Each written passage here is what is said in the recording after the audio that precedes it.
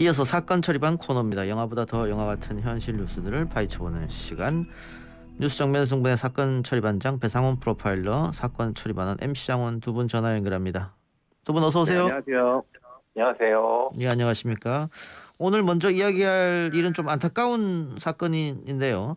롱패딩이 버스 뒷문에 끼어서 사망한 사건이 벌어졌죠? 네, 맞습니다. 퇴근길 버스에서 내리던 승객이 옷자락이 뒷문에 끼어 숨지는 사고가 발생했습니다. 이 사고는 지난 19일 저녁 8시 반쯤 경기도 파주시 법원읍에 있는 버스 정류장에서 일어났는데요. 한 20대 여성이 버스에서 내릴 때 입고 있던 이 롱패딩이 뒷문에 걸린 채 이 버스가 출발하는 바람에 이 해당 여성이 시내버스에 깔려 숨지고 말았습니다. 예, 배상훈 교수님, 예. 뭐 버스 안에는 당연히 여러 가지 각도로 볼 수 있는 거울도 있고 또 센서도 있는 걸로 알고 있는데 전혀 감지가 안 됐던 모양입니다.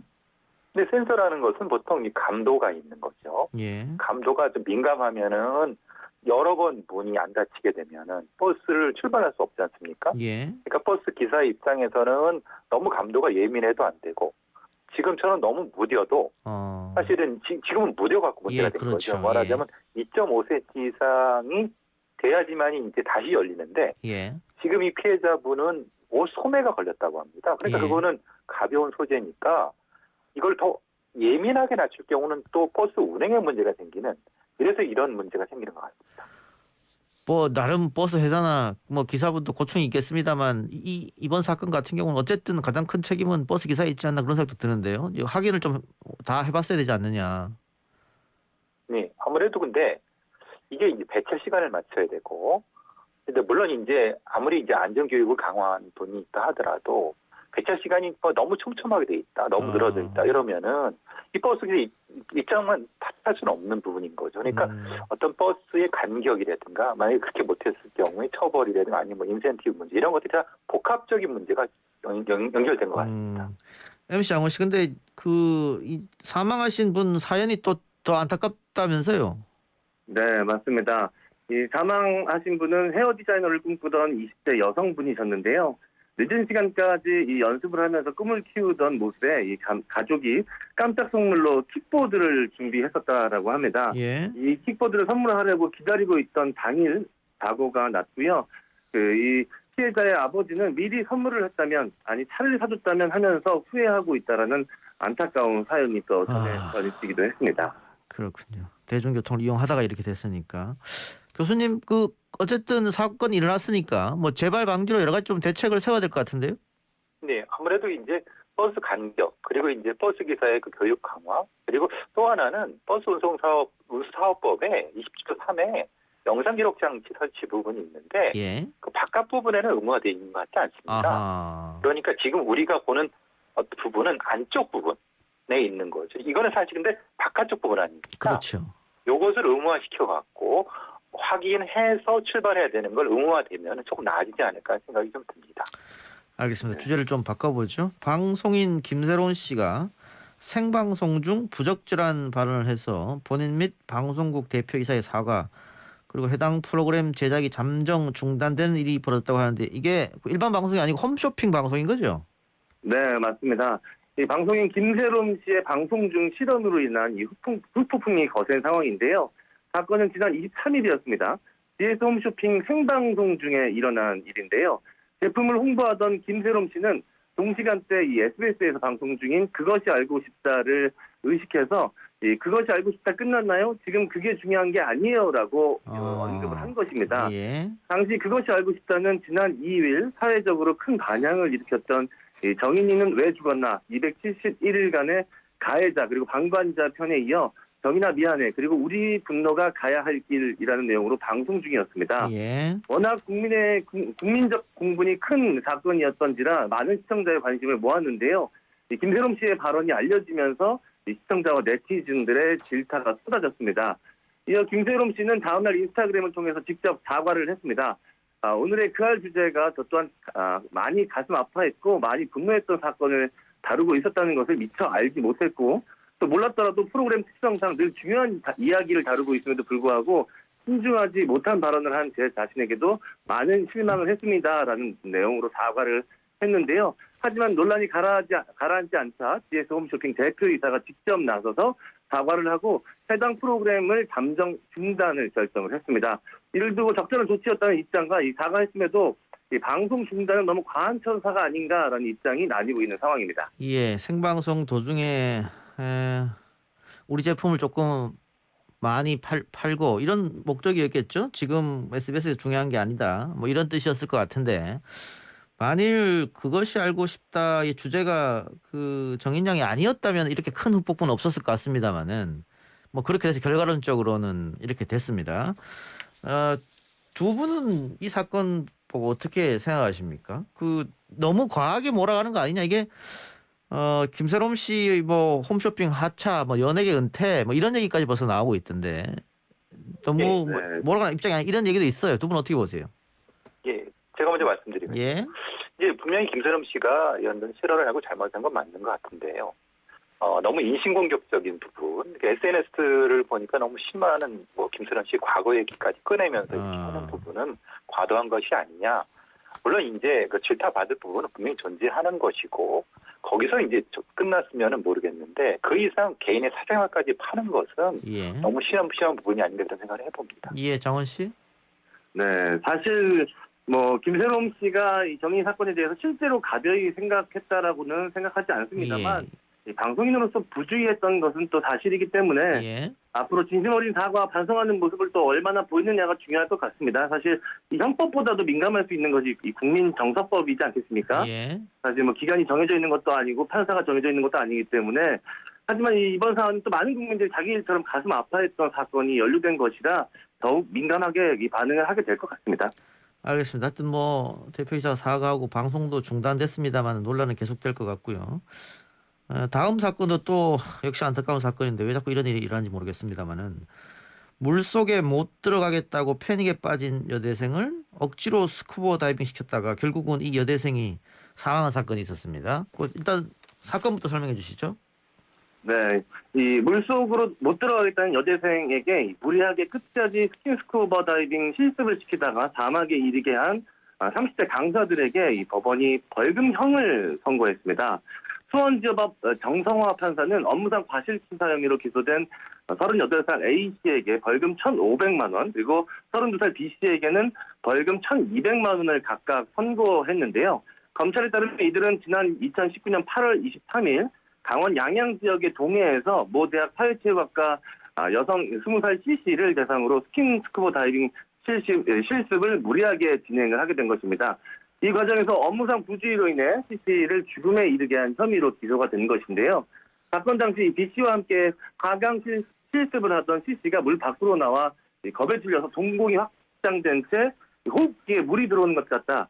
도저히 못 들어가겠다라는 의사를 A씨에게 전달한 것으로 전해졌는데요. 그러나 A씨는 들어가도 된다라는 취지로 교육을 강행했고요. 다시 물속으로 들어간 C씨는 결국 잠수 5분 만에 익사사고로 숨지게 된 것입니다.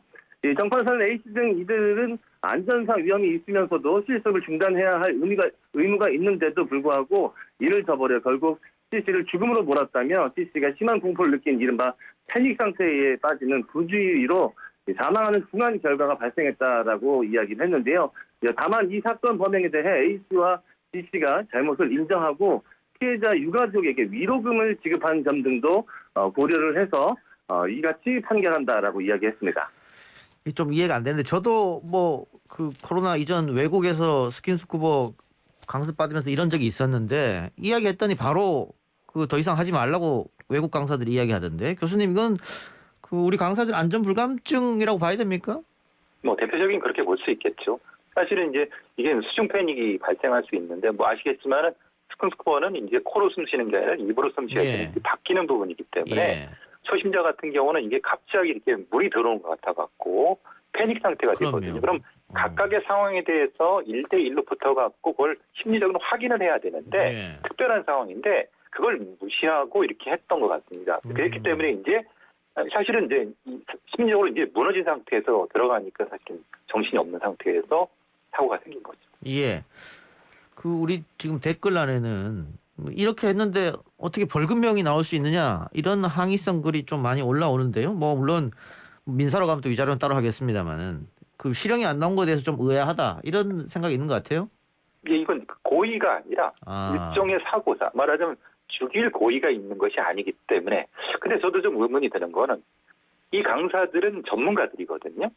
그러니까 말하자면 이 전문가들이라고 하면 이 정도 상황은 파악할 수 있었어야 되는 건데 그 부분에 대해서 갈리는 것 같습니다. 예. 고의는 없다 하더라도 상황 파악을 했어야 되는 거라는 생각이 저도 드는데요. 예, 좀 안타깝다 이런 생각이 들고.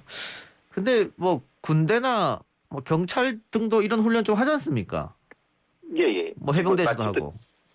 제 동생이 그 순환구조대 이게 교관이어갖고 동해에서 이런 잠수 훈련을 하는 걸 제가 지금 뭐 듣고 그러는데 1대1로 붙어갖고 심리적인 부분을 먼저 이제 다룬다고 합니다. 아하. 그러니까 만약에 이 패닉이 생기면 전혀 못 들어가게 하는 거죠. 예. 그 정도로 전문적으로 해야 되는데 이걸 레저 차원에서 해버리니까 사실은 좀 많이 느슨해진 부분이 있지 않을까라는 생각을 해보게 됩니다. 예. 어쨌든 이게 사람의 생명과 직결되는 수 있는데 너무 레저만 생각했다 이런 말씀인 것 같고. MC 장원 씨 그동안 네. 이와 유사한 사고가 좀 있었죠? 네, 맞습니다. 사실 스킨스쿠버 다이빙 같은 경우는 숙련자들도 자칫 방심하면 큰 사고로 이어질 수 있는 레저 스포츠이다 보니까 많은 사고가 빈번히 발생했는데요.